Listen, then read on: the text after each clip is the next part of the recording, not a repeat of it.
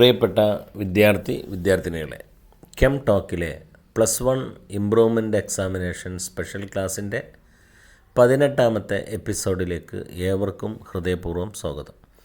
ഇന്ന് നമ്മൾ ഡിസ്കസ് ചെയ്യുന്നത് ഫസ്റ്റ് ഇയർ കെമിസ്ട്രിയിലെ എസ് ബ്ലോക്ക് എലമെൻറ്റ്സ്, അതായത് 10ാമത്തെ ചാപ്റ്ററാണ്. നമുക്കറിയാം, എസ് ബ്ലോക്ക് എലമെൻറ്റ്സ് എന്ന് പറയുമ്പോൾ അതിൻ്റെ വാലൻസ് shell electronic configuration NS1 to 2 എന്നായിരിക്കും, അല്ലേ? അതുകൊണ്ട് തന്നെ 2 ഗ്രൂപ്പുകളാണ് എസ് ബ്ലോക്കിലുള്ളത്. NS1 വരുന്ന ആൽക്കലി മെറ്റൽസും NS2 വാലൻസ് ഷെൽ ഇലക്ട്രോണിക് കോൺഫിഗറേഷനുള്ള ആൽക്കലൈൻ എർത്ത് മെറ്റലും. ഓക്കെ, മെറ്റാലിക് പ്രോപ്പർട്ടി ഏറ്റവും കൂടുതലുള്ള മൂലകങ്ങളാണ് എസ് ബ്ലോക്ക് എലമെൻറ്റ്സിൽ ഉള്ളത് എന്നുള്ളത് ആദ്യം നമ്മൾ അറിയണം. ഏതായാലാവട്ടെ, നമുക്ക് ഇതിൻ്റെ പ്രീവിയസ് ക്വസ്റ്റ്യൻസിലേക്ക് വരാം. ആദ്യം ഫസ്റ്റ് ക്വസ്റ്റ്യൻ, എല്ലാവരും സ്ക്രീനിലേക്ക് നോക്കുക. The alkali metal which has the highest reducing power ഉള്ള ആൽക്കലി മെറ്റൽ ഏതാണ്? ലിഥിയമാണത്. പ്രത്യേകം ശ്രദ്ധിക്കുക. ആൽക്കലി മെറ്റലിലെ സൈസ് മുകളിൽ നിന്ന് താഴോട്ട് വരുമ്പോൾ ഇങ്ങനെ കൂടി വരികയാണ്. അപ്പോൾ ആൽക്കലി മെറ്റലിൽ സൈസ് ഏറ്റവും കുറഞ്ഞ ആളാണ് ലിഥിയം. അപ്പോൾ ലിഥിയത്തിന് ഹയ്യസ്റ്റ് റെഡ്യൂസിങ് പവർ ഉണ്ട് എന്ന് ചിലപ്പോൾ വിശ്വസിക്കാനൊരു പ്രയാസം ഉണ്ടാവും. അതായത് സൈസ് കുറഞ്ഞതുകൊണ്ട് അതിന് ഹൈഡ്രേഷൻ എൻതാൽപ്പി കൂടുതലാണ്. ഹൈഡ്രേഷൻ എൻതാൽപ്പി കൂടുതലായതുകൊണ്ട് lithium show highest reducing power. ആ ഒരു പോയിൻ്റ് ഓർത്തിരിക്കണം. രണ്ടാമത്തെ ക്വസ്റ്റ്യൻ നോക്കുക. Lithium shows some properties with the different from other alkali metals. മറ്റ് ആൽക്കലി മെറ്റൽസുമായി ചില വ്യത്യാസങ്ങളുണ്ട്. ആർക്ക്? ലിഥിയത്തിന്. ഈ പ്രതിഭാസത്തിനൊരു പേരുണ്ട്, അനോമലസ് ബിഹേവിയർ എന്ന് പറയാറുണ്ട്.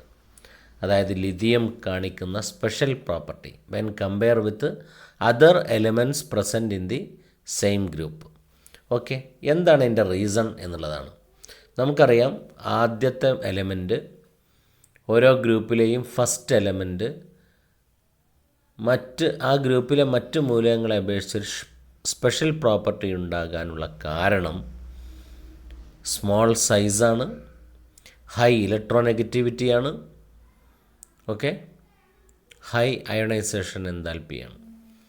മാത്രമല്ല, ഫസ്റ്റത്തെ മൂലകത്തിന് ഡി ഓർബിറ്റൽ ഇല്ല, that is absence of d orbital. ഈ കാരണങ്ങളാണ് അനോമലസ് ബിഹേവിയറിനുള്ള കാരണം. പ്രത്യേകം ശ്രദ്ധിക്കണം, ആ ക്വസ്റ്റ്യനിലെ അനോമലസ് ബിഹേവിയർ എന്ന് പറഞ്ഞിട്ടില്ല എന്നുള്ള കാര്യം ഓർക്കണം. എങ്കിലും അവിടെ ഉദ്ദേശിച്ചത് അനോമലസ് ബിഹേവിയറാണ്. എന്താണ് അനോമലസ് ബിഹേവിയറിൻ്റെ കാരണം? ഒന്ന് സ്മോൾ സൈസ്, 2 ഹൈ ഇലക്ട്രോനെഗറ്റിവിറ്റി, മറ്റൊന്ന് ആബ്സെൻസ് ഓഫ് ഡി ഓർബിറ്റൽ. രണ്ടാമത്തെ ക്വസ്റ്റ്യനിലൊരു ബി ഉണ്ട്. Match the following. ഒരു കോളത്തിൽ കോമ്പൗണ്ട് കൊടുത്തിരിക്കുന്നു, മറ്റൊരു കോളത്തിൽ യൂസ് കൊടുത്തിരിക്കുന്നു. ബേക്കിംഗ് സോഡ നമുക്കറിയാം, അപ്പക്കാരം നമ്മൾ എന്തിനാണ് യൂസ് ചെയ്യുക? Antiseptic for skin infection. സ്കിന്നിലൊക്കെ എന്തെങ്കിലും മുറിവുകളോ മറ്റോ ഉണ്ടെങ്കിൽ അത് ഇൻഫെക്റ്റ് ചെയ്യാതിരിക്കാൻ വേണ്ടി നമ്മൾ ആൻറ്റിസെപ്റ്റിക്കായിട്ട് ബേക്കിംഗ് സോഡ ചേർക്കാറുണ്ട്. അതായത് മുറിവിലുള്ള ആൻറ്റിസെപ്റ്റിക് എന്ന് പറഞ്ഞാൽ ദോഷകാരികളായ ജീവികളെ കൊല്ലുന്ന പദാർത്ഥം. ഓക്കെ, അടുത്ത കോസ്റ്റിക് സോഡ. കോസ്റ്റിക് സോഡ എന്ന് പറഞ്ഞാൽ ആരാ? NaOH ആണ്. അത് ബോക്സൈറ്റിനെ ശുദ്ധീകരിക്കാൻ ഉപയോഗിക്കും, പ്യൂരിഫിക്കേഷൻ ഓഫ് ബോക്സൈറ്റ്. മറ്റൊന്നാണ് പ്ലാസ്റ്റർ ഓഫ് പാരീസ്. നിങ്ങൾ കേട്ടിട്ടുണ്ടാവും അല്ലേ? പ്ലാസ്റ്റർ ഓഫ് പാരീസ്, പ്ലാസ്റ്റർ ചെയ്യാൻ കൈയും കാലും ഒക്കെ പൊട്ടിയാൽ ബാൻഡേജ് ഇടാൻ വേണ്ടി അല്ലേ? പ്ലാസ്റ്റർ ഓഫ് പാരീസിൻ്റെ പാക്കറ്റ്സ് വാട്ടർ നനച്ചുകൊണ്ട്, വെള്ളത്തിൽ നനച്ചിട്ട് മെല്ലെ അവിടെ പുരട്ടിയിടും. ഇത് പ്ലാസ്റ്റർ ഓഫ് പാരീസാണ്. പ്ലാസ്റ്റർ ഓഫ് പാരീസ് ഉപയോഗിച്ചുകൊണ്ട് പലതും ചെയ്യാറുണ്ട്.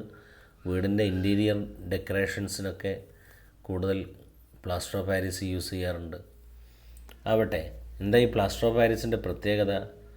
അത് വാട്ടറുമായി മിക്സ് ചെയ്താൽ പ്ലാസ്റ്റർ ഓഫ് പാരീസ് ഒന്ന് എക്സ്പാൻഡ് ചെയ്ത് ടൈറ്റ് ആവും.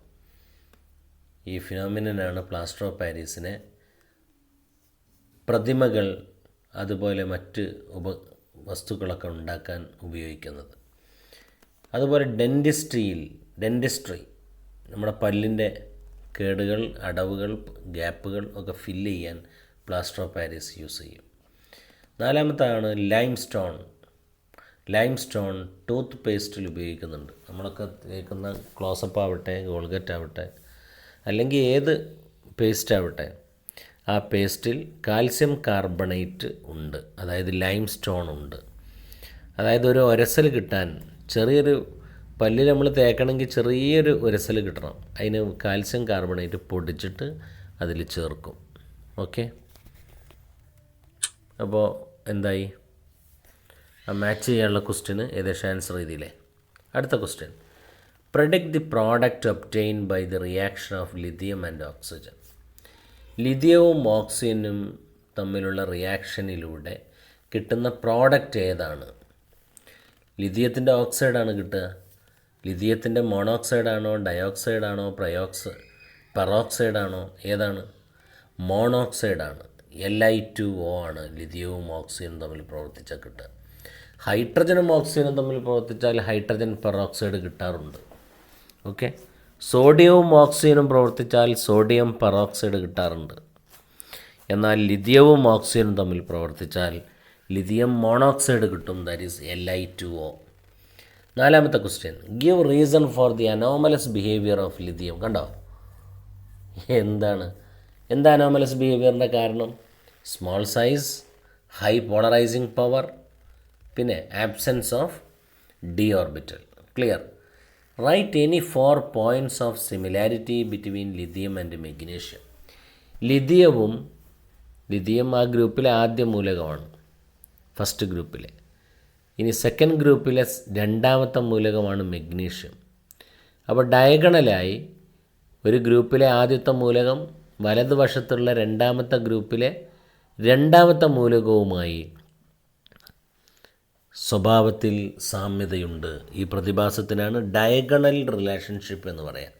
അതിന് എക്സാമ്പിളാണ് ലിഥിയവും മെഗ്നീഷ്യവും തമ്മിൽ ഡയഗണലി റിലേറ്റഡ് ആണ്.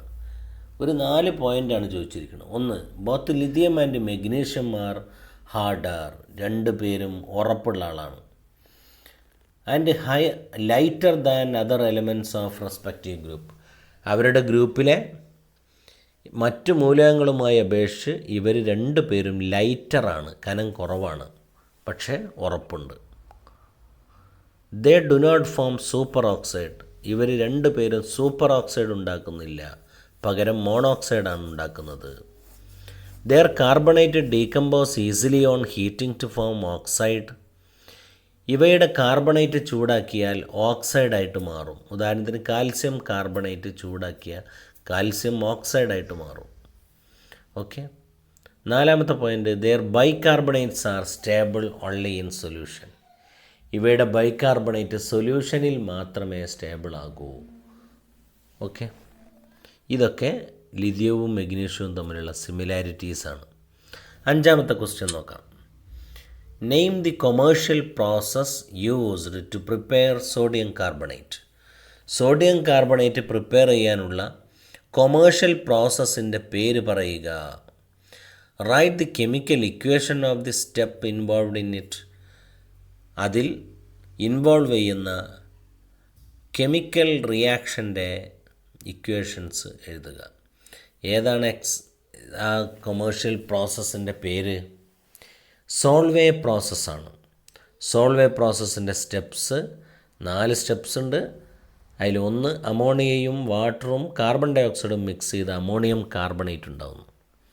രണ്ടാമത്തെ സ്റ്റെപ്പ്, അമോണിയം കാർബണേറ്റ് വീണ്ടും വാട്ടറും കാർബൺ ഡൈ ഓക്സൈഡുമായി പ്രവർത്തിച്ച് അമോണിയം ബൈകാർബണേറ്റ് ഉണ്ടാകുന്നു.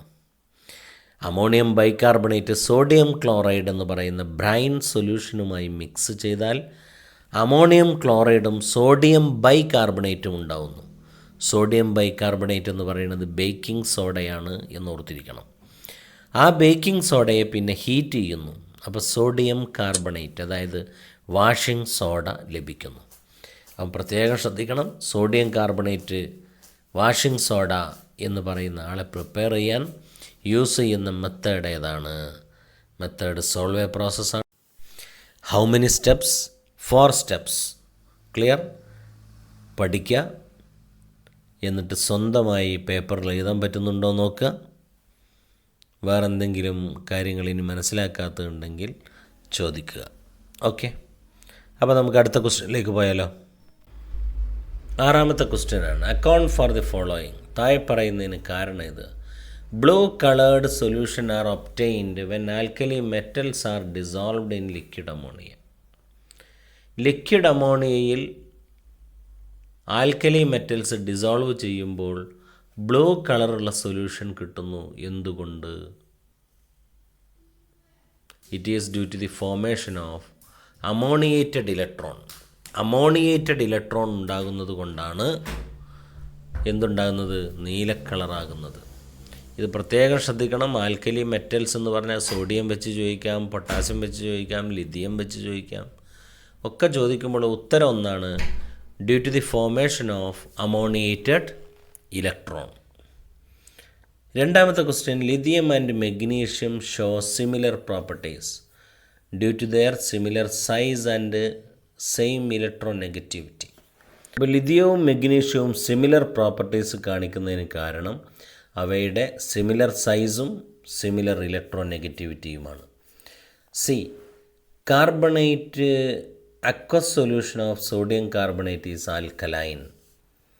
സോഡിയം കാർബണേറ്റിൻ്റെ വാട്ടറിൽ ഡിസോൾവ് ചെയ്യുമ്പോൾ, സോഡിയം കാർബണേറ്റ് വാട്ടറിൽ ഡിസോൾവ് ചെയ്യുമ്പോൾ അത് ആൽക്കലൈൻ ആണ്. എന്തുകൊണ്ട്? അതിൻ്റെ കാരണമാണ് അവിടെ ഇക്വേഷനിൽ കൊടുത്തുകൊണ്ട് നിങ്ങൾ. സോഡിയം കാർബണേറ്റിലെ കാർബണേറ്റ് വാട്ടറിൽ ഡിസോൾവ് ചെയ്തു, അപ്പോൾ ബൈ കാർബണേറ്റും OH- കിട്ടി.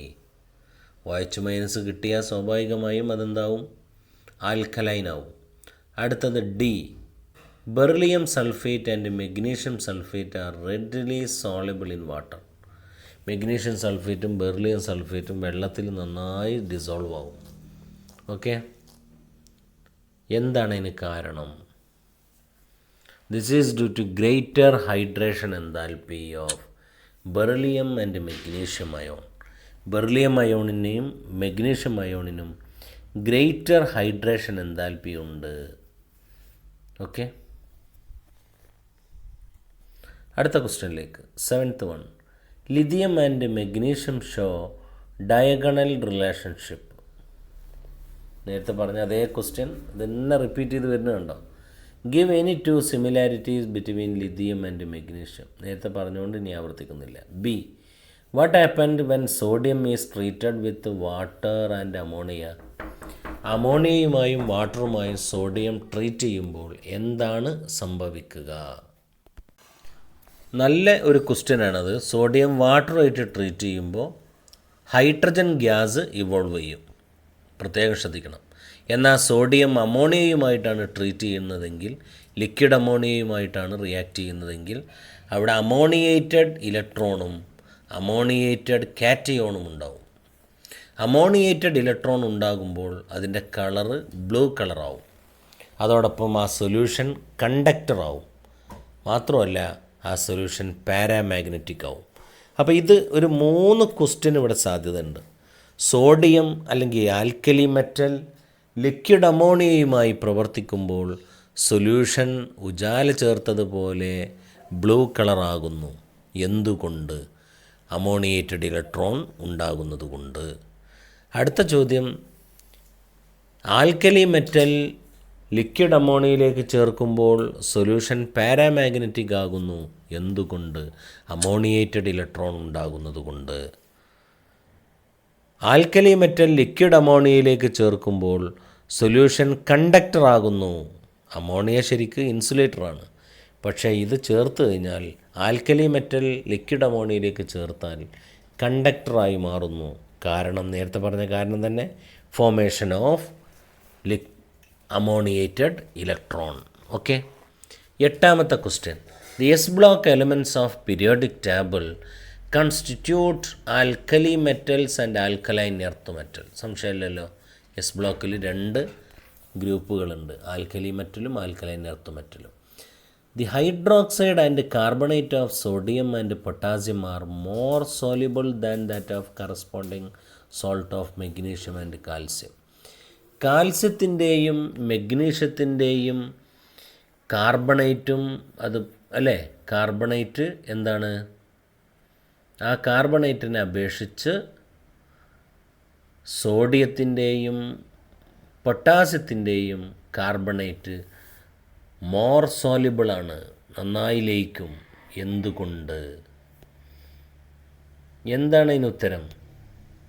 This is due to smaller size and higher hydration enthalpy of Na+ and K+ compare with magnesium ion and calcium ion. ശ്രദ്ധിക്കാം, എന്തുകൊണ്ടാണ് എന്നുള്ളതിന് ഉത്തരം ബെറിലിയത്തിനും, അതായത് സോഡിയത്തിനും പൊട്ടാസ്യത്തിനും ഹൈ ഹൈഡ്രേഷൻ എൻതാൽപ്പി ഉണ്ട്. മാത്രമല്ല അവരെ സൈസ് ചെറുതാണ്. സൈസ് ചെറുതായതുകൊണ്ടാണ് ഹയർ ഹൈഡ്രേഷൻ എൻതാൽപ്പി ഇവർക്ക് രണ്ടാക്കും വരുന്നത്. ഇവർക്ക് രണ്ടാക്കും സോഡിയത്തിനും പൊട്ടാസ്യത്തിനും ഹൈ ഹൈഡ്രേഷൻ എൻതാൽപ്പി വരുന്നത് കൊണ്ട് ഉണ്ടായ മറ്റൊരു ഗുണം അവയുടെ കാർബണേറ്റ് വാട്ടർ സോലിബിളാണ്. വാട്ടർ സോലിബിൾ ആവാനുള്ള മെയിൻ കാരണം എന്ന് പറഞ്ഞത് ഹൈഡ്രേഷൻ എൻതാൽപ്പി കൂടുന്നതാണ്. ക്ലിയർ? അടുത്തത് B. Write the chemical name of the following. Caustic soda NaOH, baking soda sodium bicarbonate NaHCO3, slaked lime calcium hydroxide, milk of lime calcium hydroxide pasty ഫോമിൽ, അതായത് water add ചെയ്തിട്ട് calcium ഹൈഡ്രോക്സൈഡിലേക്ക് water add ചെയ്ത് ഒരു പേസ്റ്റി രൂപത്തിലുള്ള സൊല്യൂഷനായിട്ട് മാറും. അപ്പോൾ അതിനെന്ത് പേര് പറയും? Milk of lime. ക്ലിയർ? 9ാമത്തെ ക്വസ്റ്റ്യൻ, മാച്ച് ദി ഫോളോയിങ്. സ്ക്രീനിലേക്ക് നോക്കൂ. Caustic soda, sodium carbonate, magnesium hydroxide, sodium bicarbonate. ഇനി അതിൻ്റെയൊക്കെ യൂസസ് ആണ് ഇപ്പുറത്ത് കൊടുത്തിരിക്കുന്നത്, അല്ലെങ്കിൽ അതുമായിട്ട് ബന്ധപ്പെട്ടൊരു പോയിൻ്റ് കൊടുത്തിട്ടുണ്ട്. അത് ബാലൻസ് ചെയ്യണം. കോസ്റ്റിക് സോഡ പ്രിപ്പയർ ചെയ്യുന്നത് കാസ്റ്റ്നർ കെൽനർ സെല്ലിലൂടെയാണ്. ആ സെല്ല് ഉപയോഗിച്ചിട്ടാണ് ഇലക്ട്രോളിസിസ് നടത്തിയിട്ടാണ് കോസ്റ്റിക് സോഡ ഉണ്ടാക്കുക. റെഡി? സോഡിയം കാർബണേറ്റ് സോൾവേ പ്രോസസ്സിലൂടെയാണ് ഉണ്ടാക്കുക. മെഗ്നീഷ്യം ഹൈഡ്രോക്സൈഡ് ആൻറ്റാസിഡ്സ് ആയിട്ട് ഉപയോഗിക്കും. കാരണം ആസിഡിറ്റിൻ്റെ പ്രശ്നം ഉണ്ടായി വയറിൽ ഭയങ്കര പ്രശ്നമാണെങ്കിൽ മെഗ്നീഷ്യം ഹൈഡ്രോക്സൈഡിൻ്റെ സൊല്യൂഷൻ നമുക്ക് തരും മെഡിസിനായിട്ട്. അത് കുടിക്കാൻ തരും. കാരണം അത് സ്ട്രോങ് ബേസ് അല്ല, എന്നാൽ ആസിഡിനെ നിർവീര്യമാക്കാൻ മെഗ്നീഷ്യം ഹൈഡ്രോക്സൈഡിന് സാധിക്കുകയും ചെയ്യും. ഓക്കെ, അതുകൊണ്ട് ആൻറ്റാസിഡ്. ക്ലിയർ? ആസിഡിനെതിരെ പ്രവർത്തിക്കുന്ന ആൾ എന്നർത്ഥം. സോഡിയം ബൈകാർബണേറ്റ് ഒരു മൈൽഡ് ആൻറ്റിസെപ്റ്റിക് ആണ്. കയ്യിൽ എന്തെങ്കിലും മുറിവോ ശരീരത്തിൽ എന്തെങ്കിലും മുറിവുകളൊക്കെ ഉണ്ടെങ്കിൽ ആൻറ്റിസെപ്റ്റിക് ആയിട്ട് യൂസ് ചെയ്യുക. കാരണം അവിടെയുള്ള ബാക്ടീരിയ, മറ്റ് ഫംഗസ് തുടങ്ങിയവയെ നശിപ്പിക്കുകയോ അവയുടെ വളർച്ചയെ തടയുകയോ ചെയ്യും. ആര്?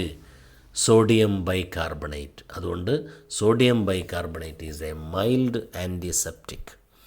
അതിൽ B, cement is an important building material. സംശയമില്ലല്ലോ, സിമൻറ്റ് ബിൽഡിംഗ് മെറ്റീരിയലിൽ വളരെ പ്രധാനപ്പെട്ട ഒരാളാണ്. Explain the manufacture of cement. സിമൻറ്റിൻ്റെ മാനുഫാക്ചറിനെ കുറിച്ചൊന്ന് പറയാം. എന്താ ചെയ്യേണ്ടത്? സിമൻറ്റ് ഉണ്ടാക്കാൻ വേണ്ടത് പ്രധാനപ്പെട്ട 2 സാധനമാണ് വേണ്ടത്. ഒന്ന് ലൈം സ്റ്റോണും ക്ലേയും, മണ്ണ്. മറ്റൊന്ന് ചുണ്ണാമ്പ് കല്ല്. When clay and lime are strongly heated, മണ്ണും ഈ ലൈം സ്റ്റോണും നന്നായി ഹീറ്റ് ചെയ്യുക ഒന്നിച്ചിട്ട്. They fuse and react to form cement clinker. അപ്പോൾ എന്തായിട്ട് മാറും? അത് സിമൻറ്റ് ക്ലിങ്കർ ആയിട്ട് മാറും. Clear? The clinker is mixed with 2.2 to 3% by weight of gypsum. ഇങ്ങനെ കിട്ടിയ സിമൻറ്റ് ക്ലിങ്കറിലേക്ക് 2 മുതൽ 3% വരെ ജിപ്സം ചേർക്കുക. റെഡി? 100 ഗ്രാം ഉണ്ടെങ്കിൽ അതിലെത്ര ചേർത്തിട്ടുണ്ടാവും? 2 ഗ്രാം മുതൽ 3 ഗ്രാം വരെ ജിപ്സം ചേർത്തിട്ടുണ്ടാവും എന്നർത്ഥം. ജിപ്സത്തിൻ്റെ ഫോർമുലയും അവിടെ കൊടുത്തിട്ടുണ്ട്, ഓർത്തിരിക്കുക. ആവശ്യം വരും. Calcium hydroxide, calcium sulphate 2H2O, CaSO4 2H2O. That is the molecular formula of gypsum. അപ്പോൾ പ്ലാസ്റ്റർ ഓഫ് പാരീസ് നിങ്ങൾ കേട്ടിട്ടുണ്ടാവുമല്ലോ. അതിൻ്റെ ഫോർമുല എന്താ? അത് CaSO4 ഹാഫ് H2O ആണ്. ഇത് 2H2O ആണ്. 1.5 വാട്ടർ മോളിക്യൂൾ അധികം ഉണ്ടാവും. എന്നാൽ മറ്റേതിൽ വാട്ടർ മോളിക്യൂൾ ഉണ്ടാവില്ല. Clear? Question number 10. Alkali metals dissolves in liquid ammonia to give blue coloured solution. Why? നോക്കൂ മക്കളെ, എത്ര പ്രാവശ്യമാണ് ഇപ്പോൾ ഈ 10 ക്വസ്റ്റ്യൻ ഡിസ്കസ് ചെയ്തതിൽ 3 പ്രാവശ്യം അത് വന്നു. കണ്ടോ? Alkali metals dissolves in liquid ammonia to give blue coloured solution. Why? Due to the formation of ammoniated electron. അതിൻ്റെ ഇക്വേഷൻ അതവിടെ കൊടുത്തിട്ടുണ്ട്. എം എന്ന് പറയുന്ന മെറ്റൽ, ആൽക്കലി മെറ്റൽ X+Y അമോണിയയുമായി പ്രവർത്തിക്കുമ്പോൾ അമോണിയേറ്റഡ് കാറ്റയോണും അമോണിയേറ്റഡ് ഇലക്ട്രോണും ഉണ്ടാവും. അമോണിയേറ്റഡ് ഇലക്ട്രോൺ ഉണ്ടാകുന്നത് കൊണ്ടാണ് ഇതിൻ്റെ കളറ് ബ്ലൂ കളറായി മാറിയത് സൊല്യൂഷൻ്റെ. അടുത്ത B, plaster of Paris is an important compound of calcium. കാൽസ്യത്തിൻ്റെ ഒരു കോമ്പൗണ്ടാണ് plaster of Paris. Give the chemical formula of plaster of Paris CaSO4 half H2O. Clear? അടുത്തത്, identify the property of plaster of Paris which help in plastering of broken bone. എല്ല് പൊട്ടിക്കഴിഞ്ഞാൽ പ്ലാസ്റ്ററിങ്ങിന് plaster of Paris ഉപയോഗിക്കാറുണ്ട്. ആ ആളെ ഒന്ന് identify ചെയ്യണം. ആരാണത്? Setting of plaster of Paris. Setting of plaster of Paris ആണ് അതിലെ മെയിൻ പോയിൻ്റ്. ഓർത്തിരിക്കുക. 11ാമത്തെ question. Alkali metals are highly reactive due to their low ionisation enthalpies. Ready? Low ionisation എൻതാൽപ്പിയാണ് എസ് ബ്ലോക്കിലെ മെറ്റൽസിന് പൊതുവെ, പ്രത്യേകിച്ച് ആൽക്കലി മെറ്റൽസിന്. റെഡി? അതിലെ ചോദ്യത്തിലേക്ക് വരാം. The alkali metals which act as strongest reducing agent in aqueous solution is lithium. നേരത്തെ പറഞ്ഞതാണ്. How sodium carbonate is prepared using Solvay process. Is this method is suitable for the preparation of potassium carbonate. Ready? Solvay process ഉപയോഗിച്ചുകൊണ്ട് എങ്ങനെ നമുക്ക് sodium carbonate prepare ചെയ്യാം? Step അതവിടെ കൊടുത്തുകൊണ്ട് ഒരു പ്രാവശ്യം നമ്മൾ പറഞ്ഞിട്ടുണ്ട്. ഇത് രണ്ടാമത്തെ ഇതേപോലത്തെ ക്വസ്റ്റ്യനാണ്. അതുകൊണ്ട് ആ സ്റ്റെപ്പ് പഠിച്ചു വെക്കുക. Ammonia plus H2O plus CO2 gives ammonium carbonate. Ammonium carbonate plus H2O plus CO2 gives ammonium bicarbonate. Ammonium bicarbonate plus NaCl gives ammonium chloride and sodium bicarbonate. Sodium bicarbonate on heating we get sodium carbonate. That is washing soda. Clear? ബുദ്ധിമുട്ടില്ലല്ലോ. ഈ method potassium carbonate prepare ചെയ്യാൻ ഉപയോഗിക്കാൻ പറ്റുമോ എന്നാണ്. പറ്റില്ല. K2CO3 എന്ന് പറഞ്ഞ potassium carbonate prepare ചെയ്യാൻ Solvay process ഉപയോഗിക്കില്ല. കാരണം potassium bicarbonate formed is highly soluble in water. Potassium bicarbonate ഉണ്ടാകുന്നത് എവിടെ സോലിബിളാണ്? Highly soluble in water. അപ്പോൾ പൊട്ടാസ്യം കാർബണേറ്റ് വെള്ളത്തിൽ കൂടുതൽ സോലിബിളാണ്. അതുകൊണ്ട് ഈ മെത്തേഡ് ഉപയോഗിച്ചുകൊണ്ട് പൊട്ടാസ്യം കാർബണേറ്റിനെ പ്രിപ്പയർ ചെയ്യാൻ പറ്റില്ല. 12ാമത്തെ question. The metal present in the chlorophyll plant is മെഗ്നീഷ്യമാണ്. മെഗ്നീഷ്യമാണ് ക്ലോറോഫില്ലിൽ അടങ്ങിയിരിക്കുന്ന മെറ്റൽ. ബ്ലഡിൽ ഹീമോഗ്ലോബിൻ ഉണ്ട്. ഹീമോഗ്ലോബിൻ്റെ സെൻറ്ററിൽ ആരുണ്ട്? അയേൺ, Fe എന്ന് പറയുന്ന ഒരു മെറ്റൽ ആറ്റമുണ്ട്. പ്രത്യേകം ശ്രദ്ധിക്കണം. Give any 2 uses of caustic soda. Caustic സോഡൻ്റെ ഏതെങ്കിലും 2 ഉപയോഗം പറയാം. സോപ്പ് ഉണ്ടാക്കാൻ പറ്റും, സിൽക്ക് ഉണ്ടാക്കാൻ പറ്റും, പേപ്പർ ഉണ്ടാക്കാൻ പറ്റും, നമ്പർ ഓഫ് കെമിക്കൽസ് ഉണ്ടാക്കാൻ പറ്റും, പെട്രോളിയം റിഫൈനിങ്ങിൽ യൂസ് ചെയ്യും, ബോക്സൈറ്റ് പ്യൂരിഫൈ ചെയ്യാൻ ഉപയോഗിക്കും, ടെക്സ്റ്റൈൽ ഇൻഡസ്ട്രിയിൽ യൂസ് ചെയ്യും. ഇതൊക്കെ നമ്മൾ പറഞ്ഞതാണ്. C, when sodium metal dissolves in liquid ammonia. എത്ര പ്രാധാന്യമുണ്ട് എന്നുള്ളത് ഇപ്പോൾ ഇത് കാണുമ്പോൾ മനസ്സിലാവും. 4ാമത്തെ ക്വസ്റ്റ്യനാണ്. ഈ 12 ക്വസ്റ്റ്യൻ ഡിസ്കസ് ചെയ്തതിൽ 4 പ്രാവശ്യം വന്നു ഈ ക്വസ്റ്റ്യൻ. അപ്പോൾ ആവട്ടെ, ലിക്വിഡ് അമോണിയയിൽ മെറ്റൽ ഡിസോൾവ് ചെയ്താൽ, സോഡിയം മെറ്റൽ ഡിസോൾവ് ചെയ്താൽ it give a deep blue colour solution. Why? It is due to the formation of ammoniated electron. Clear? അപ്പോൾ ഈ blue colour alkali metal liquid അമോണിയയിൽ ഡിസോൾവ് ചെയ്യുമ്പോൾ blue colour കിട്ടാൻ കാരണം എന്താണ് എന്നുള്ള ചോദ്യം നന്നായി ഓർത്തിരിക്കണം. അതൊരു പ്രധാന പോയിൻ്റാണ്. അതിൻ്റെ കാരണം due to the formation of ammoniated electron. Clear?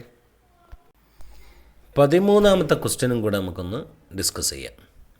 The reactivity of alkali metals towards air is different for different metals. Alkali metal എയറുമായിട്ടുള്ള റിയാക്ഷൻ വ്യത്യസ്തമായ രൂപത്തിലാണ്. How do alkali metals react with air? എങ്ങനെയാണ് ആൽക്കലി മെറ്റൽ എയറുമായിട്ട് react ചെയ്യുന്നത് നോക്കാം. Lithium ഓക്സിജനുമായി പ്രവർത്തിച്ചാൽ lithium മോണോക്സൈഡാണ് കിട്ടുക, ശ്രദ്ധിക്കണം. സോഡിയം ഓക്സിജനുമായി പ്രവർത്തിച്ചാൽ സോഡിയം പെറോക്സൈഡാണ് ലഭിക്കുക. എന്നാൽ ആ ഗ്രൂപ്പിലെ മറ്റു മൂലകങ്ങളായ പൊട്ടാസ്യം, റുബീഡിയം, സീസിയം തുടങ്ങിയ 3 പേരും ഓക്സിജനുമായി പ്രവർത്തിക്കുമ്പോൾ സൂപ്പർ ഓക്സൈഡാണ് കിട്ടുക. ഫോർമുല ഓർത്ത് വെക്കണം, MO2. സൂപ്പർ ഓക്സൈഡിൽ ഓക്സിജൻ്റെ ഓക്സിഡേഷൻ സ്റ്റേറ്റ് -½ ആയിരിക്കും.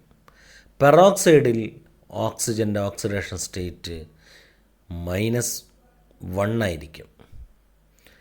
നോർമൽ ഓക്സൈഡിൽ, അതായത് മോണോക്സൈഡിൽ -2 ആയിരിക്കും ഓക്സിജൻ്റേത്. അതിൽ B, match the following: sodium hydroxide, anhydrous calcium sulphate, calcium hydroxide, sodium bicarbonate. അതിൻ്റെ കറക്റ്റ് ഓപ്ഷൻസ് ബി കോളത്തിൽ നിന്ന് സെലക്ട് ചെയ്യുക. സോഡിയം ഹൈഡ്രോക്സൈഡ് നമ്മൾ കോസ്റ്റിക് സോഡ എന്നാണ് പറയുക. അൺഹൈഡ്രസ് കാൽസ്യം സൾഫേറ്റിനെ ഡെഡ് ബേൺഡ് പ്ലാസ്റ്റർ എന്നാണ് പറയുക. പ്രത്യേകം ശ്രദ്ധിക്കണം, കാൽസ്യം സൾഫേറ്റ് 2H2O എന്നാണെങ്കിൽ പേര് ജിപ്സം. കാൽസ്യം സൾഫേറ്റ് ½ എന്നാണെങ്കിൽ plaster of Paris. Calcium sulphate എന്ന് മാത്രമാണെങ്കിൽ CaSO4 എന്ന് മാത്രമേ ഉള്ളൂ എങ്കിൽ അതിൻ്റെ പേര് ഡെഡ് ബേൺഡ് പ്ലാസ്റ്റർ. റെഡി? അടുത്ത കാൽസ്യം ഹൈഡ്രോക്സൈഡ്, അത് സ്ലേക്കഡ് ലൈമാണ്. സോഡിയം ബൈകാർബണേറ്റ് ബേക്കിംഗ് സോഡയാണ്. ഈ പേരുകളാണ് മെയിനായിട്ട് ഇതിൽ വരുന്നത്. കോമ്പൗണ്ടും ആ കോമ്പൗണ്ടുകളുടെ കോമൺ നെയിമുകളും പഠിച്ചിരിക്കുക. അതുപോലെ ആൽക്കലി മെറ്റൽ ലിക്വിഡ് അമോണിയയുമായിട്ടുള്ള റിയാക്ഷനിൽ ബ്ലൂ കളർ കിട്ടാൻ കാരണം എന്താണെന്ന് പഠിക്കുക. അനോമലസ് ബിഹേവിയർ പഠിക്കുക, അതിൻ്റെ കാരണം പഠിക്കുക. ഡയഗണൽ റിലേഷൻഷിപ്പ് മനസ്സിലാക്കി വെക്കുക, അതിൻ്റെ കാരണങ്ങൾ പറയുക. ഏതൊക്കെയാണ് ഡയഗണൽ റിലേഷൻഷിപ്പ് എന്ന് പറയുക.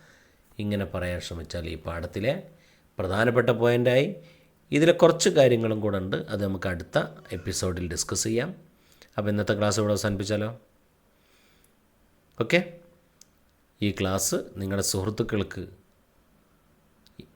ഇംപ്രൂവ്മെൻ്റ് പരീക്ഷയ്ക്ക് രജിസ്റ്റർ ചെയ്ത നിങ്ങളുടെ സുഹൃത്തുക്കൾക്ക് അയച്ചു കൊടുത്ത് അവർക്കും കൂടെ ഒരു സഹായമാവുക. ഓക്കെ. അപ്പോൾ thank you. Keep in touch.